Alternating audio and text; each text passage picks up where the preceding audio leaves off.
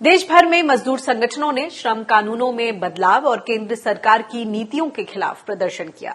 ये संगठन श्रम कानूनों में बदलावों को वापस लेने की मांग कर रहे हैं। इन्होंने कोरोना के खिलाफ लड़ाई में अहम भूमिका निभाने वाली आशा वर्कर्स, आशा सहयोगियों, आंगनबाड़ी कार्यकर्ताओं को हर महीने इस दौरान 10,000 रुपए देने की भी मांग उठाई है। इसके साथ इन्हें स्वास्थ्य कर्मियों की तरह ही पीपीई किट और अन्य सुविधाएं देने की मांग भी सरकार के सामने रखी है।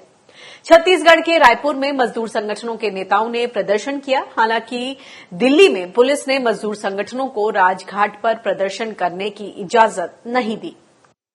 मोदी सरकार कोरोना के नाम पर एक तरफ महामारी के नाम पर लोगों में दहशत पैदा किया जा रहा है, दूसरी तरफ इसी अवसर का फायदा उठा करके मजदूरों के श्रम अधिकारों को छीने जा रहे हैं। देश की अर्थव्यवस्था पर हमला किया जा रहा है। देश के पब्लिक सेक्टर जो आत्मनिर्भरता की कुंजी है, उस पब्लिक सेक्टर को औने पौने दाम में नीलामी का कारोबार इसी कोरोना पीरियड में शुरू किया गया है। हम मांग कर रहे हैं इन सारे जो अग्रिम पंक्ति के कर्मचारी हैं उनको सुरक्षा उपकरण उपलब्ध कराए। जो आंगनबाड़ी हैं, मितानिन हैं, स्वास्थ्य कर्मचारी हैं, सफाई कर्मचारी हैं, अग्रिम पंक्ति के इन कर्मचारियों को जो दिन रात सेवा कर रहे हैं उन्हें अतिरिक्त 10,000 रुपए की सहायता दी जाए। देश में जो भी गैर आयकर दाता हैं उनको आगामी 6 माह तक जो है 7,500 रुपए की मदद पहुंचाई जाए। काफी लंबे समय से आशा वर्कर्स की सामाजिक आर्थिक सुरक्षा को मजबूत करने की मांग जोर पकड़ रही है। खासतौर पर कोरोना महामारी से निपटने में ये आशा वर्कर्स ही गांव-गांव में सरकार और जनता के बीच प्रमुख कड़ी का काम कर रही हैं। चाहे कोरोना से बचाव को लेकर जागरूकता अभियान चलाना हो या फिर घर घर जाकर आंकड़े जुटाने हो, ये सारी जिम्मेदारियां इन्हीं आशा वर्कर्स के कंधे पर है।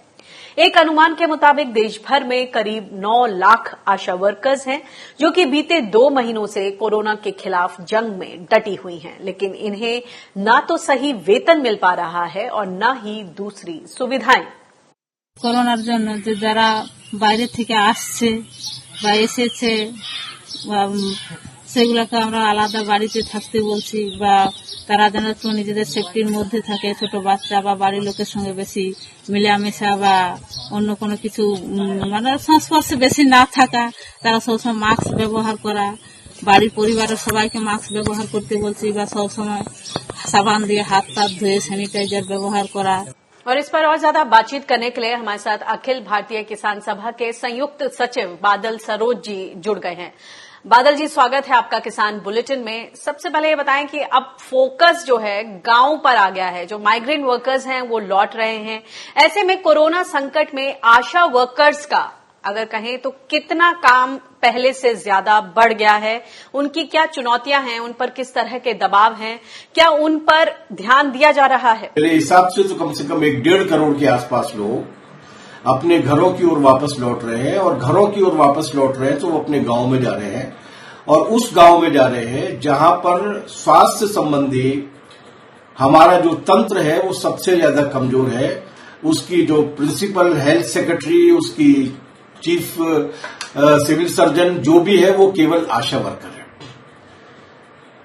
तो वहां पर जिस तरीके की स्थिति पैदा होने वाली है, उस स्थिति में आशा वर्कर के ऊपर जो जिम्मेदारी बढ़ने वाली है गांव को संक्रमण से बचाने के लिए और संक्रमित लोगों की चिंता करने के लिए, उसकी जो जिम्मेदारी बढ़ने वाली है, मुझे नहीं लगता कि हमारे देश की सरकारों की चिंता में इस तरीके की कोई बात है कि उसके लायक वो तैयार है कि नहीं, उसकी उस जिम्मेदारी को निभाने के लायक उसको मॉरल और अदरवाइज सपोर्ट दिया जा रहा है कि नहीं दिया जा रहा, इस तरीके की कोई चिंता नहीं है, इसलिए कि उसकी कोई वॉइस ही नहीं है।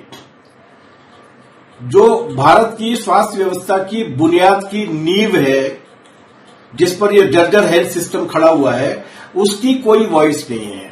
उसको इकट्ठा कर लिया जाता है, सुबह 9 साढ़े 9 बजे पहुंचना होता है उसको डिस्ट्रिक्ट हॉस्पिटल में या जहां पर भी वो डेजिग्नेटेड है, और 4-4, 5-5 घंटे वो लोग बैठे रहते हैं कि कब महामहिम फ्री होंगे और उसके बाद आके वो 15 मिनट में उनको निर्देश देंगे कि कोटा करके लाना है और ये करके लाना है। तो उसकी चिंताएं उनकी फिक्र में नहीं है, उनके एजेंडे में नहीं है। ये इसको एजेंडे में लाना पड़ेगा अगर आपको एक बहुत बड़ी महामारी को फैलने से रोकना है। उसके लिए उसको उस तरीके से इक्विप करना पड़ेगा, उसको उस तरीके से तैयार करना पड़ेगा। देश भर में राष्ट्रव्यापी विरोध किया जा रहा है आशा वर्कर्स को लेकर, आपकी क्या मांगे हैं? सुरक्षा के आवश्यक उपकरण होने चाहिए, कम से कम हैंड ग्लव्स होने चाहिए, सैनिटाइजर्स होने चाहिए, ढंग के 3 पट्टियों वाले मास्क होने चाहिए, मास्कों को नियमित रूप से बदला जाना चाहिए, साबुन से हाथ धोने की बात की जा रही है, साबुन होना चाहिए।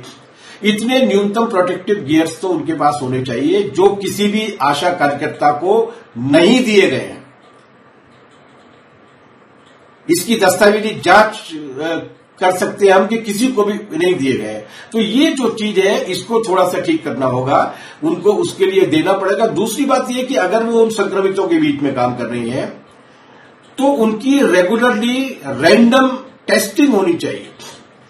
जब वो सिम्टम लेकर आएंगी, जब वो बीमार होकर आएंगी, जैसे कि मध्य प्रदेश में 3, 4, 5 आशा वर्कर्स के केसेज अखबार में भी छपे हैं, जब वो संक्रमित होकर आएंगे फिर आप क्या जांच करेंगे? इसलिए उनकी रैंडम जांच भी की जानी चाहिए ताकि उनमें आत्मविश्वास भी पैदा रहे कि अभी तक कुछ नहीं हुआ है और उसको ठीक करने की भी एक उम्मीद हो और समय पर उसके विस्तार को भी रोका जा सके। उनका बीमा का कवरेज दिया जाना चाहिए, वो एक बड़े काम में लगे हुए हैं। तीसरा ये कि ये जितने भी वर्कर्स काम कर रहे हैं, चाहे वो स्कीम वर्कर्स के रूप में आशा वर्कर हो, ऊषा वर्कर्स हो, आंगनबाड़ी वर्कर्स हो, या विशेष काम के लिए जो कॉन्ट्रैक्ट वर्कर्स अभी संविदा पर नियुक्त किए जा रहे हैं, इन सबको हर महीने कम से कम 20,000 रुपए महीने का इंसेंटिव दिया जाना चाहिए, क्योंकि वो ऐसा काम कर रहे हैं जो किसी युद्ध के मोर्चे पर किए जाने वाले काम से कम नहीं है। जी, जैसे आपने बताया कि आशा वर्कर्स के लिए जाहिर सी बात है कि बहुत सारी चुनौतियां हैं, काफी दबाव है। अब ये अनयूजुअल टाइम्स में क्या उनको भी out of the box thinking के साथ ट्रेनिंग दी जा रही है, उनकी काउंसलिंग की जा रही है, या फिर वो लोगों की काउंसलिंग कर पा रही हैं? क्या स्थिति है ग्राउंड पर? साइकोलॉजिकल हेल्प की आप बात कर रही हैं, मैं भोपाल की बात कर रहा हूं। यहाँ पे क्वारंटाइन सेंटर्स में सैकड़ों की संख्या में लोग हैं, 1,500 सवा हजार के आसपास लोग पॉजिटिव पाए जा चुके हैं। उन क्वारंटाइन सेंटर्स में जो लोग हैं उनकी काउंसलिंग करने के लिए भी हमारे तंत्र के पास उतने समुचित चिकित्सक नहीं है कि जो उनके बीच में 1 घंटा जाकर बैठकर उनको समझा सके कि क्या होने वाला है, क्या नहीं होने वाला।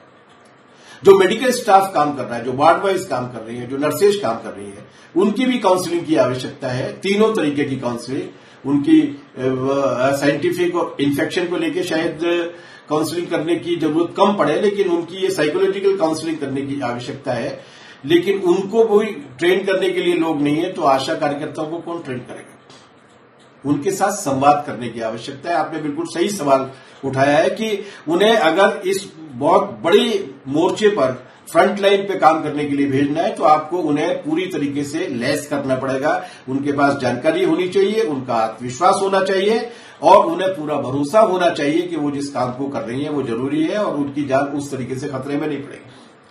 लेकिन अनिका जी, ठीक यही काम है जो नहीं हो रहे हैं दुर्भाग्य से, और इसीलिए ये डर पैदा होता है कि जिस सरकार के सुपर से सुपर पावर वाली जो कोविड-19 कमेटी बनी थी, जिसने 16 तारीख के बाद प्रेस कॉन्फ्रेंस लेना ही बंद कर दिया है, जिसने ये दावा किया था कि 16 मई के बाद कोई केस नहीं आएगा, अब 3600 के हिसाब से हर रोज केस आ रहे थे और जिस तेजी के साथ ये बढ़ रहा है उसमें अगर हम आशा वर्कर से लेके वरिष्ठ डॉक्टर तक इन सारे के सारे मेडिकल प्रोफेशनल्स को अगर हम ठीक तरीके से इक्विप नहीं करेंगे, उनमें विश्वास पैदा नहीं करेंगे, उन्हें प्रोटेक्टिव गियर्स नहीं देंगे, तो हम एक बहुत बड़ी महामारी की चपेट में आने की आशंका में है। इसके लिए उपाय उठाए जाने चाहिए। जी, शुक्रिया हमसे बातचीत करने के लिए।